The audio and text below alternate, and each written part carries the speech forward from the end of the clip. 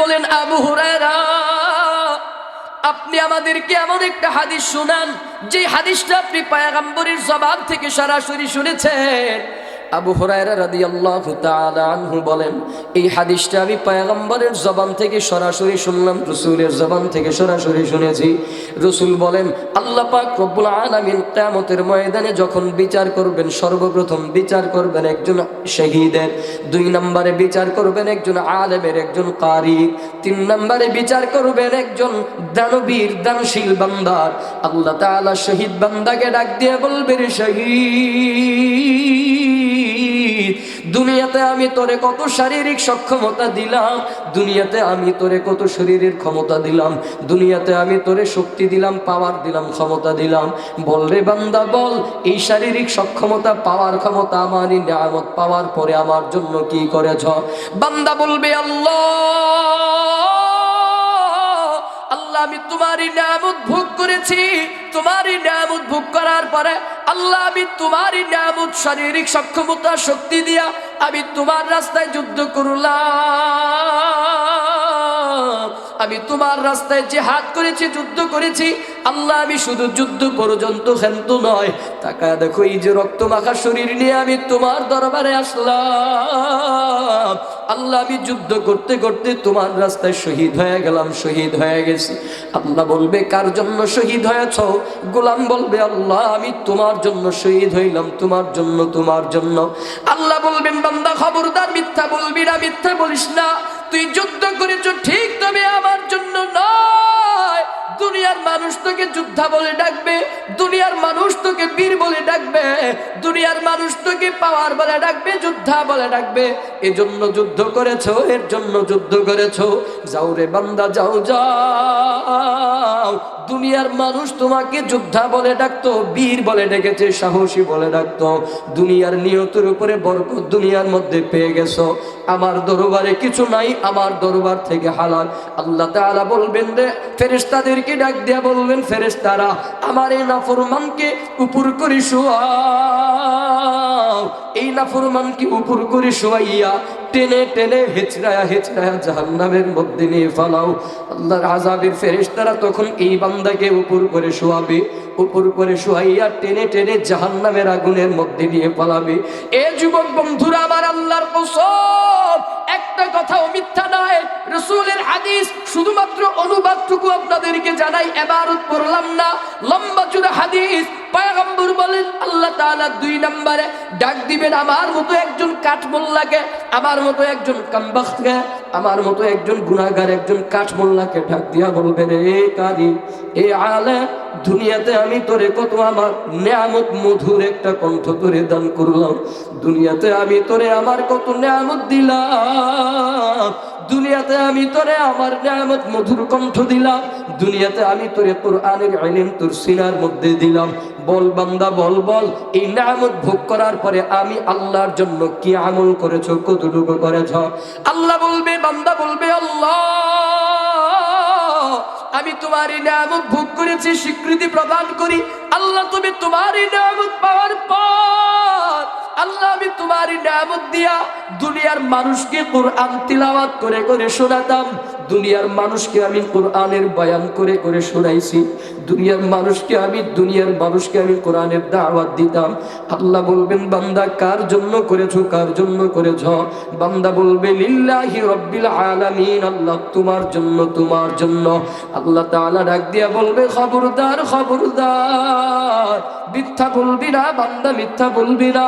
দুনিয়াতে মানুষকে কোরআনের দাওয়াত দিয়েছো ঠিক, দুনিয়াতে মানুষকে কোরআনের ইলমের প্রচার করেছো ঠিক, তবে আমার জন্য নয়। দুনিয়ার মানুষ তোমাকে বড় বক্তা বলে ডাকবে, দুনিয়ার মানুষ তোমাকে বড় হুজুর বলে ডাকবে, দুনিয়ার মানুষ তোমাকে বড় খতিব বলে ডাকবে, দুনিয়ার মানুষ তোমাকে বড় আলেম বলে ডাকবে, দুনিয়ার মানুষ তোমাকে বড় কারি বলে ডাকবে। যাও রে বান্দা, যাও। দুনিয়ার মানুষ তোমাকে বড় বক্তা বলে ডাকতো, বড় কারি বলে ডাকতো, দুনিয়ার মানুষ তোমাকে শাইখুল হাদিস ডাকতো, দুনিয়ার মানুষ তোমাকে বড় মুহতামিম ডেকেছে।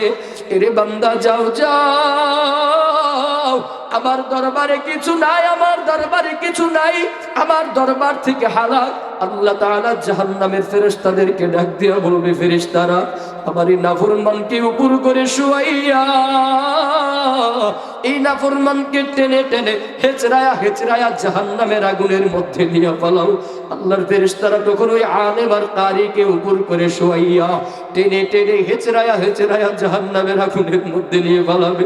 আল্লাহ তাআলা 3 নম্বরে ডাক দিবেন একজন দানবীর, একজন দানশীল বান্দাকে ডাক দিয়ে বলবি, রে দানবীর, দুনিয়াতে আমি তোরে কত আমার নিয়ামত অর্থ সম্পদ দিলাম,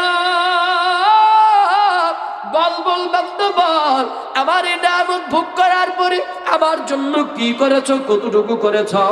বান্দা বলবে, আল্লাহ আমি তোমার এই নিয়ামত ভোগ করেছি, তবে তোমার এই নিয়ামত দিয়া আমি সিলাই রহম আত্মীয়তার বন্ধন আমি রক্ষা করেছি, আমি আমার প্রতিবেশীর হক আমি আদায় করেছি। আল্লাহ এমন কোন জায়গা নাই, এমন কোন খাত নাই যেই খাতের মধ্যে দান করলে তুমি খুশি হইতা না। আল্লাহ আমি প্রতিটা খাতে দান করতাম, আল্লাহ আমি মসজিদে দান করেছি, আল্লাহ আমি মাদ্রাসায় দান করলাম, আল্লাহ আমি মাহফিলে দান করেছি, আল্লাহ আমি গরিব দুঃখী অসহায় মানুষের পিছনে ব্যয় করেছি, আল্লাহ আমি তোমার জন্য দান করেছি, সাদাকা করেছি। আল্লাহ বলবে কার জন্য, কার জন্য? বান্দা বলবে লিল্লাহি রাব্বিল আলামিন, আল্লাহ তোমার জন্য, তোমার জন্য। আল্লাহ ডাক দিয়ে বলবে, বান্দা খবরদার, মিথ্যা বলিস না, গোলাম মিথ্যা বলবি না, দান করেছো ঠিক, তবে আমার জন্য নয়, দুনিয়ার মানুষকে দেখাবার জন্য করেছো। দুনিয়ার মানুষ তোমাকে দানবীর বলে ডাকবে, দুনিয়ার মানুষ তোমাকে দানশীল বলে ডাকবে, ওই মানুষকে দেখাবার জন্য দান করেছো, দানশীল হয়েছো। যাও রে বান্দা, যাও যাও, দুনিয়ার মানুষ তোমাকে দানবীর বলে ডাকতো, দানশীল বলে ডাকতো, আমার দরবারে কিছু নাই, আমার দরবার থেকে হালাক। আল্লাহ তাআলা তখন ফেরেশতাদেরকে অনুরূপ ভাবে বলবে, এই নাফরমানকে উপর করে শুয়াইয়া টেনে টেনে হেচড়ায়া হেচড়ায়া জাহান্নামের আগুনের মধ্যে নিয়ে ফেলাও। আল্লাহর আযাবের ফেরেশতারা তখন এই বান্দাকে টেনে টেনে হেচড়ায়া হেচড়ায়া জাহান্নামের আগুনের মধ্যে ফেলাবে। এজন্য বন্ধুরা আমার, আল্লাহ পাক রব্বুল আলামিনের ইবাদত বন্দেগী করার পরেও বান্দা জাহান্নামী হবে। বলে কেন? কেন? শুধুমাত্র এই দিলটা ভালো না থাকার কারণে, দিলটা পরিচ্ছন্ন না হওয়ার কারণে। তার মানে বান্দা আমল করার পূর্বে দিলটাকে ভালো বানাইতে হবে, আমল করার পূর্বে দিলটাকে আল্লাহর জন্য কবুলিয়াত করাইতে হবে। বান্দা যখন দিলটা আল্লাহর জন্য করবে, ওই অল্প আমলই নাজাতের জন্য ফয়সালা হয়ে যাবে। এজন্যই তো আল্লাহ তাআলা তার পয়গম্বরকে শিখায়া দেয়। আল্লাহ বলেন, কুল, হে নবী আপনি বলে দেন, ইন্না সলাতি ওয়া নুসুকি ওয়া মাহইয়ায়া ওয়া মামাতি লিল্লাহি রাব্বিল আলামিন। আল্লাহ তাআলা তার পয়গম্বরকে শিখায়া দেয়, হাবিব আমার আপনি বলেন, আমার নামাজ, আমার রোজা, আমার হজ, আমার কুরবানি, ওয়া মাহইয়ায়া ওয়া মামাত, আমার জীবন, আমার মরণ, আমার সব কিছু হবে লিল্লাহি রাব্বিল আলামিন, আমার সব কিছু হবে একমাত্র আল্লাহর জন্য, আল্লাহর জন্য। একটু মুহাব্বতের সাথে আপনাদের কাছে জানতে চাই, বলবেন বাবা, আল্লাহর পয়গম্বর যদি বলতে পারেন আমার সব কিছু হবে আল্লাহর জন্য, আপনি আমি ওই রাসূলের আশিক হয়ে আপনি আমি সব কিছু করব একমাত্র কার জন্য? এরে মুসলমান বন্ধুরা আমার, আজকে আপনি আমি নিজেকে ইমানদার পরিচয় দেই, নামাজিওয়ালা পরিচয় দেই, যাকাতদার পরিচয় দেই, ঈমানওয়ালা মুসলমান পরিচয় দেই, কিন্তু ঈমানের জন্য, কালেমার জন্য আপনার আমার কোনো কষ্ট করা লাগে নাই, কোনো কষ্ট করা লাগে নাই। কিন্তু এই ঈমানের জন্য সাহাবায়ে কেরাম কেমন কষ্ট করেছিল জানো? কালেমার রশিটা গলার মধ্যে লাগাবার কারণে সাহাবায়ে কেরাম কেমন কষ্ট, কেমন নির্যাতন, কেমন ত্যাগ, কেমন তিতিক্ষার শিকার হয়েছিল জানো কি বন্ধু? জানো, রাসূলের একজন সাহাবীর ইতিহাস তোমাদেরকে একটু শোনায় দেই। রাসূলের সাহাবী হযরত খাব্বাব রাদিয়াল্লাহু তাআলা আনহু, খুবাইব রাদিয়াল্লাহু তাআলা আনহুর জীবনী পড়লে পাওয়া যায়, খুবাইব রাদিয়াল্লাহু তাআলা আনহু যখন কালেমার রশিটা গলার মধ্যে লাগাইছে, গলার মধ্যে কালেমার রশিটা লাগাবার পর খুবাইব রাদিয়াল্লাহু তাআলা আনহুর মালিক ছিলেন একজন কাফের। ওই কাফের ডাক দিয়া বলে, যখন জানতে পারলো খুবাইব মুসলমান হয়ে গেল, কালেমা পড়ছে, ইমানদার হয়ে গেল, মালিক ডাক দেয়া বলে, খুবাইব শুনলাম তুমি নাকি মুহাম্মদের ধর্মকে গ্রহণ করেছ। খুবাইব রাদিয়াল্লাহু তাআলা আনহু বলেন, হ্যাঁ হ্যাঁ আমি ইসলাম ধর্ম গ্রহণ করলাম, আমি কালেমা গ্রহণ করেছি। মালিক ডাক দেয়া বলে, খুবাইব তুমি মুহাম্মদের ধর্মকে ছেড়ে দাও, মুহাম্মদের ধর্মকে ছেড়ে দাও। খুবাইব বলেন, না না, যেই কালেমার রশি একবার গলার মধ্যে লাগাইলাম, আমার জীবনটাও যদি চলে যায় আমি তারপরেও কোনোদিন ইসলাম আমি ছাড়তে পারবো না। আল্লাহু আকবার বলেন না। মালিক ডাক দিয়ে বলে, যদি তাই হয় যাও তাহলে খুবাইবকে শাস্তি দেওয়ার ব্যবস্থা করো। কি শাস্তি দিব, কি শাস্তি দিব? শাস্তি দেওয়ার জন্য খুবাইব রাদিয়াল্লাহু তাআলা আনহুকে দুপুরবেলা মরুভূমির মধ্যে নিয়ে যাওয়া হয়।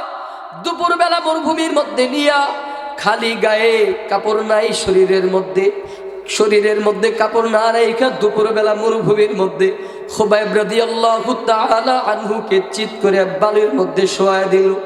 মরুভূমির ইতিহাস আমরা যারা জানি, খালি পায়ে মরুভূমির মধ্যে পা রাখা যায় না। খালি পায়ে মরুভূমির মধ্যে পা রাখলে পায়ের মধ্যে ফোসকা পড়ে যায়। ওই উত্তপ্ত রৌদ্রের মধ্যে খুবাইব রাদিয়াল্লাহু তাআলা আনহুকে নিয়ে চিৎ করে নিয়ে শোয়ায় দেওয়া হলো। খুবাইব রাদিয়াল্লাহু তাআলা আনহুকে চিৎ করে শোয়াইয়া বুকের মধ্যে পাথর দিয়া লাপের মতো করে চাপা দিয়ে দেওয়া হয়। খুবাইব রাদিয়াল্লাহু তাআলা আনহু সহ্য করতে পারে না। একদিকে নিচে বালুর তাপ, অন্যদিকে পাথরের চাপ, মরুভূমির চাপ, বালুর উত্তপ্ত রৌদ্রের চাপ সহ্য করা যায় না। শরীরের গোশতগুলো কেমন যেন পোড়ার মতো করে হয়ে গেল। শরীর থেকে ঝরঝর করে রক্ত প্রবাহিত হয়। এইভাবে যখন কিছুক্ষণ শাস্তি দেওয়া হলো, দূর থেকে কাফেররা তাকায় দেখে খুবাইব রাদিয়াল্লাহু তাআলা আনহুর ঠোঁট দুইটা নাড়াচাড়া করে, ঠোঁট দুইটা নড়ে। কাফেররা মনে করলো খুবাইব মনে হয় কালেমা ছেড়ে দিছে, ঈমান ছেড়ে দিবে। কাছে গিয়ে যখন ঠোঁটের মুখের মধ্যে যখন কানটা লাগায়া ডাক দিয়ে বলা হলো, খুবাইব বলো তুমি মুহাম্মদের ধর্মকে ছাড়ছো কিনা বলো। খুবাইব বলে, আহাদ, আমার মাওলা এক, আমার মাওলা এক, আমার মাওলা এক। আল্লাহু আকবার বলেন না। খুবাইব বলে, আহাদ, আমার মাওলা এক। কাফের বলে, না না, এই অল্প শাস্তিতে হবে না, শাস্তির কৌশলটা পরিবর্তন করে দাও, শাস্তির কৌশল পরিবর্তন করে দাও।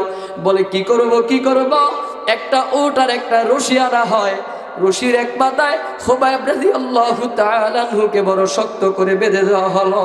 রশির এক মাথায় খুবাইবের হাত বাঁধা হয়, পা বাঁধা হয়, কোমর বাঁধা হয়। শক্ত করে রশির এক মাথা বাইধা অপর মাথা উটের পায়ের মধ্যে বেঁধে দিয়ে খুবাইব রাদিয়াল্লাহু তাআলা আনহুকে ওই দুপুরবেলা মরুভূমির মধ্যে উট দৌড়ানি দেওয়া হলো। এবার উট পিছন দিক দিয়ে দৌড়ায়, আর খুবাইব রাদিয়াল্লাহু তাআলা আনহু পিছন দিক দিয়ে হাঁচড়াইতেছে। মরুভূমির উঁচু নিচু জায়গার মধ্যে একবার ডান দিকে আছাড় খায়া পড়ে, আবার বাম দিকে আছাড় খায়া পড়ে। উঁচা নিচা জায়গার মধ্যে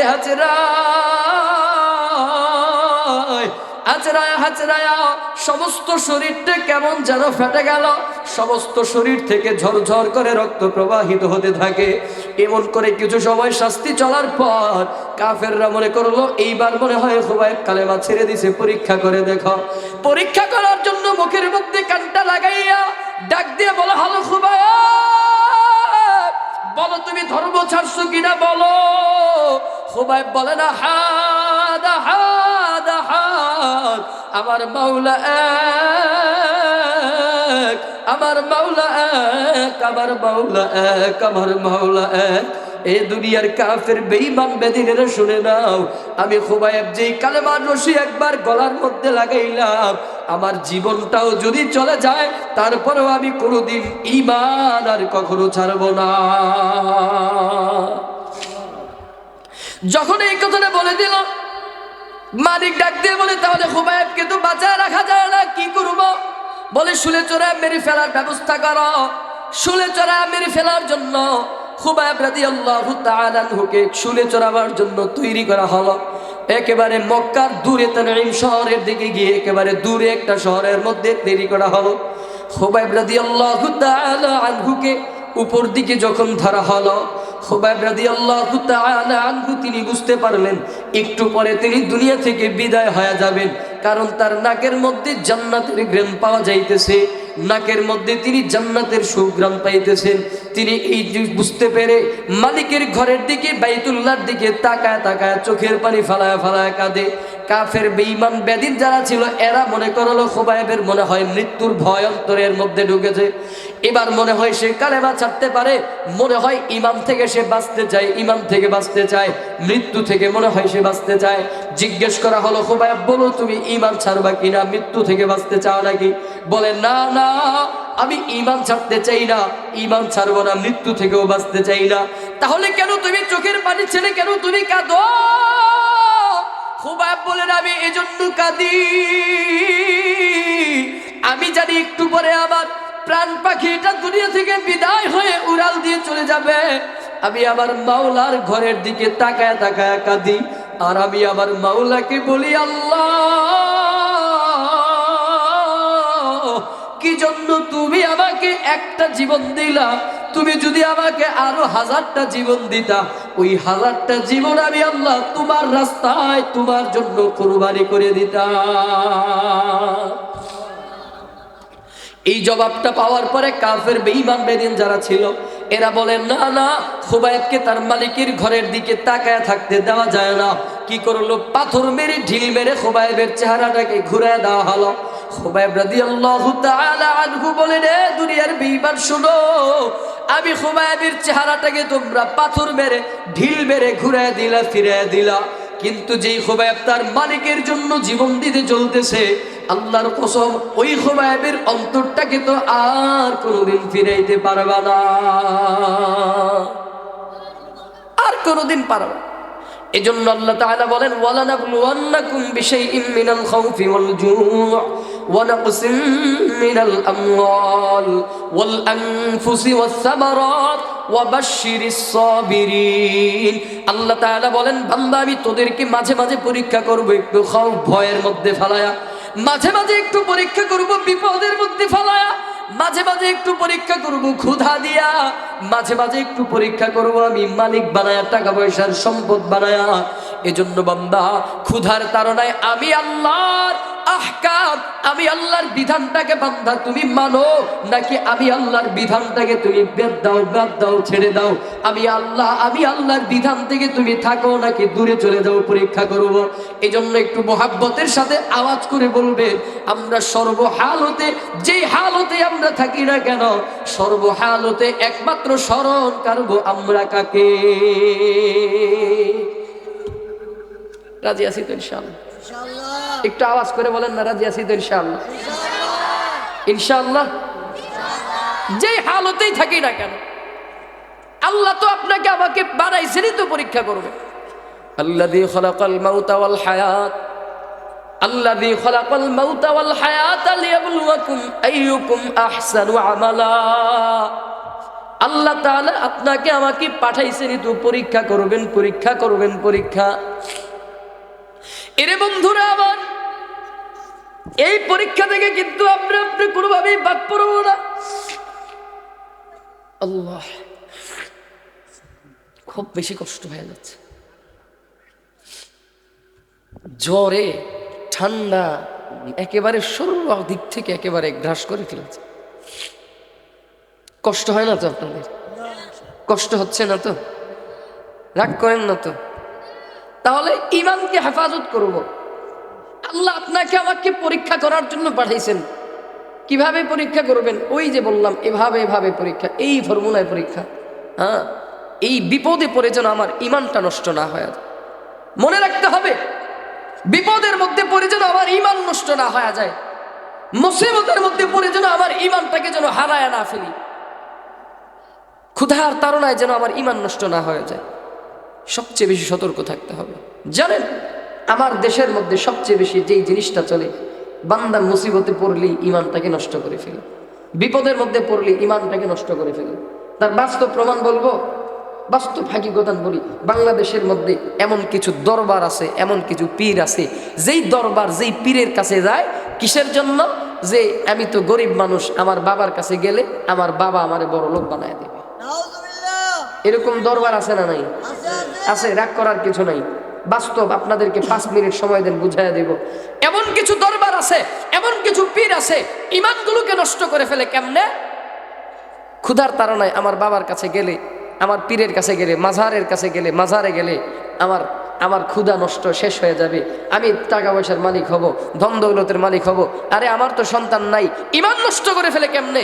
দেখেন, আমার সন্তান হয় না, আল্লাহ তো সন্তান না দিয়া তোমারে পরীক্ষা করতেছে, আল্লাহ তো তোমাকে অর্থ না দিয়া পরীক্ষা করতেছে, আল্লাহ তো তোমাকে ক্ষুধা দিয়ে পরীক্ষা করতেছে, যে ক্ষুধার তাড়নায় সন্তান না পাইয়া, অর্থ না পাইয়া তুমি কি করো, আর আপনি আমি কি করি?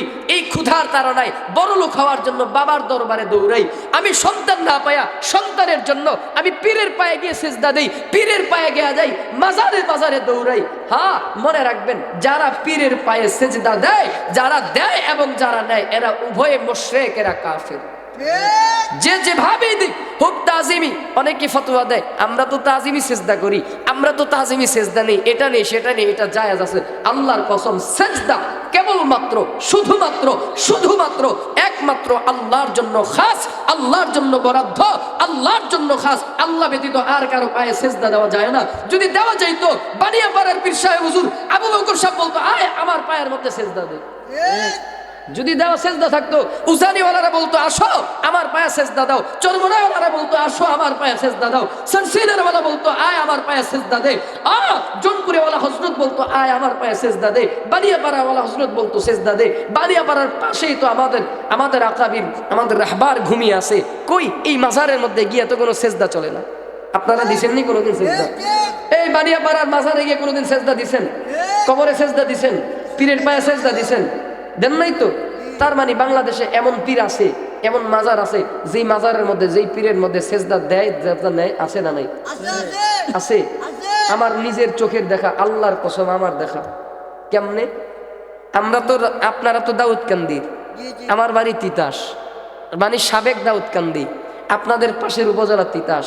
কিছুদিন পরে এই ফেব্রুয়ারি মাস আসতেছে, ফেব্রুয়ারি মাসেই গাজীপুর নামক একটা জায়গা আছে, ওই জায়গার মধ্যে মেলা হবে। আপনারা কি চিনেন? এ আমার বাজারে চিনে, আপনারা চিনেন? ওই মেলা চিনেন? কারা কারা যাস যুবক, কারা কারা এই মেলায় যাস? হ্যাঁ না, এই যুবকগুলা যায় কিন্তু এখান থেকে মেলার মধ্যে। ওই মেলার সময় গিয়ে দেখবেন নারী পুরুষ একত্রিত হয়ে ওই মাজারের মধ্যে সেজদা করে। আমার দেখা, অবজারভেশন করার জন্য গিয়েছিলাম, মিথ্যা বলার কিছু নাই। রাতের গভীরে প্রায় 3টা-4টার দিকে একবার গিয়েছিলাম, রাতের গভীরে গিয়েছিলাম। গিয়ে দেখলাম রাত্র যত গভীর হয় সেখানে নেশাদ্রব্য আরো বাড়ে, রাত্র যত গভীর হয় মাজারে সেজদা তত আরো বাড়ে, রাত্র যত গভীর হয় নারী পুরুষের নাচানাচি, ঢোল তবলা এগুলো আরো বেড়ে যায়। আল্লাহর কসম, এর দ্বারা ঈমান নষ্ট হয়ে যাবে, এর দ্বারা ঈমান নষ্ট হয়, এর দ্বারা ঈমান নষ্ট হয়। ঈমান হেফাজত করতে হবে। সন্তান দেওয়ার মালিককে জোরে বলতে হবে, টাকা দেওয়ার মালিককে, শান্তি দেওয়ার মালিককে, ক্ষমতা দেওয়ার মালিককে। তাহলে যদি চাইতে হয়, চাইবো কার কাছে? নাকি বাবার কাছে চাইবো, মাজারের কাছে চাইবো, পীরের কাছে চাইবো? চাওয়া একমাত্র কার কাছে? এরকম ভণ্ড পীর আছে না নাই? হাজার নামে মাজারে করে দেখায় যারা খাজার শান, দিনে করে ভণ্ডামি আর রাত্রে মারে গাজায় টান। নাও আপনারা কথা কন্যা চাইছিলাম, 2-1টা গজল শুনাম, আর শুনাইতাম না, শুনাইলাম 2-1টা, তাই একটা আওয়াজ করে বলতে হবে, ঠিক কিনা? খাজার নামে মাজারে করে দেখায় যারা খাজার শান, খাজার নামে মাজারে করে দেখায় যারা খাজার শান, দিনে করে ভণ্ডামি আর রাত্রে মারে গাজায় টান, দিনে করে ভণ্ডামি আর রাত্রে মারে গাজায় টান। একটু কষ্ট দেই, কষ্ট করবেন? হ্যাঁ, রাগ করে না। যখন আমি বলবো একসাথে সবাই মিলে একটু গাই, যুবকদেরকে বলতেছি, যুবকরা প্রাণ খুলে গাইবা।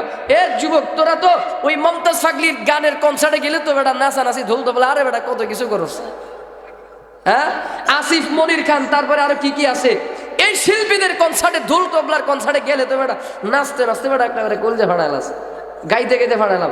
আজকে ঢোল তবলার গান না, আজকে গান হবে একসাথে ইসলামিক গজল, একসাথে মিলে গাইবো। আমি যখন বলবো দিনে করে ভণ্ডামি, সবাইকে বলতে হবে রাত্রে মারে গাজায় টান। একসাথে গাইবো, পারবো ইনশাল্লাহ? খাজার নামে মাজারে করে দেখায় যারা খাজার শান, খাজার নামে মাজারে করে দেখায় যারা খাজার শান, দিনে করে ভণ্ডামি আর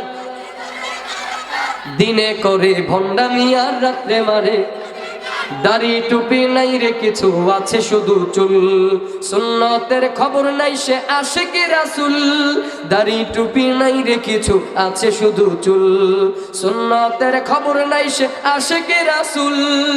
মাজারে সারা বেলা চলে ওই গাজার মেলা, ঠিক কিনা? মাজারে সারা বেলা চলে ওই নারীর মেলা, দেখলে যায় না চেনা মানুষ নাকি হনুমান, দিনে করে ভণ্ডামি আর রাত্রে মারে, দিনে করে ভণ্ডামি আর রাত্রে মারে। নামাজ রোজার ধারদারি না, পর্দা সে তো নাই, মুরিদেরা সিজদা করে ভণ্ড পীরের পায়ে। মাজারে যাবে যারা তারা হবে সর্বহারা, আমল সব ধ্বংস হবে, থাকবে না তাদের ঈমান, দিনে করে ভণ্ডামি আর রাত্রে মারে, দিনে করে ভণ্ডামি আর রাত্রে মারে। সামনে যাব, রাগ করবেন না তো? আরে ল্যাংটা বাবার মতো কত ভণ্ড বাবা আছে, না না নাই? আরে ল্যাংটা বাবার মতো কত ভণ্ড বাবা আছে, দুর্গন্ধে যায় না থাকা গেলে তাদের কাছে। এই বেশি দূর না, আমাদের এই মতলব রোডে একটা ল্যাংটার এরিয়া আছে না নাই? আপনারা জানেন আছে না নাই? একটা এলাকার নামই হয়ে গেছে ল্যাংটার এলাকা। আচ্ছা বলেন, যার দেহের মধ্যে ফরজ বিধান কাপড়টা থাকে না, দাইমি ফরজ বিধান কাপড়টা যার গায়ের মধ্যে থাকে না, এই মানুষটা কেমন করে পীর হয়? এই মানুষটা কেমন করে বাবা হয়? আমরা তো বলতে চাই, যেই মানুষটা মালিকের ফরজ বিধান কাপড় বাদ দিয়া ল্যাংটার নাম দিয়া মুসলমান আর মুসলমানিত্বের রাহাবারি করতে চায়, আমরা বলি ওরা মুসলমান আর মুসলমানিত্বের রাহাবার নয়, নিঃসন্দেহে ওরা শয়তানের রাহাবার। আরেকটু আসতে বলেন, ঠিক কিনা? ল্যাংটা বাবার মতো কত ভণ্ড বাবা আছে, দুর্গন্ধে যায় না থাকা গেলে তাদের কাছে। ল্যাংটা পীরের মুরিদি যারা তারা হবে সর্বহারা, ভণ্ড পীরের মুরিদি যারা তারা হবে সর্বহারা, আমল সব ধ্বংস হবে, আমল সব ধ্বংস হবে, থাকবে না তাদের ঈমান, দিনে করে ভণ্ডামিয়ান। এই অল্প গাড়া কয়, বাকিটি কয় না। রাগ করছে তাইলে? রাগ করছেন না? আরে ল্যাংটা বাবার মতো, আমরা রাগ করেন নাই তো? তাহলে আরেকবার গাই, একটু সুন্দর করে আওয়াজ করতে হবে। খাজার নামে মাজারে করে দেখায় যারা খাজার শান, দিনে করে ভণ্ডামি আর রাত্রে মারে গাজায় টান। আল্লাহ এই সমস্ত ভণ্ড পীর থেকে আমাদেরকে হেফাজত করুক, পড়ে না আমিন। চিঠি চলে আসছে আমাদের প্রধান মেহমান, আমাদের প্রধান মেহমান আমার বড় ভাই, হাজারো যুবকদের হৃদয়ের স্পন্দন, ভালোবাসার আইডল হযরত মাওলানা দিলওয়ার বিন দেওয়ান দামাত বরকাতুহুল আলিয়া ভাই এখনই আসতেছেন। হুজুর আসতেছেন, এই যে চিঠি চলে আসছে, যান নিয়ে আসেন। আমার চিঠি দিয়ে গেছে, তার মানে শেষ করতে হবে আর কি। এখন আখেরি কথা, আখেরি কালাম, আখেরি শেষ কথা মনে রাখবেন। আল্লাহ তাআলা বিচার করবেন কি দিয়ে? মনে আছে কথা? আল্লাহ বিচার করবেন বান্দার চেহারা দেখে না দিল দেখে? আল্লাহ বিচার করবেন বান্দার টাকা দেখে না দিল